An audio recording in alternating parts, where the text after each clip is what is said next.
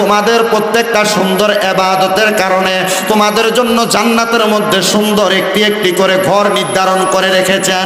ইয়া রাসূলুল্লাহ, ইয়া হাবিবাল্লাহ নবীজি, আপনার কাছে আমরা জানতে চাই, আপনি দয়াল নবী রহমাতুল লিল আলামিন নবী, আমাদেরকে জানিয়ে দেন আমার আল্লাহ তাআলা কেমন করে সুন্দর ঘরটা আমাদেরকে দান করবেন।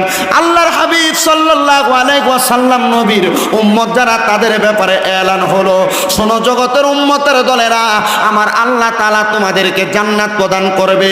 এক একটা জান্নাত এত সুন্দর করে আল্লাহ বানাইছে যে জান্নাতটাকে আমার আল্লাহ তাআলা এক একটা স্বর্ণের ইট আর একটা রূপার ইট দ্বারা বানাইছেন, আর মাঝখানে লাল ইয়াকুত জামারুত পাথর দিয়ে আল্লাহ তাআলা জান্নাতকে সুন্দর করেছে।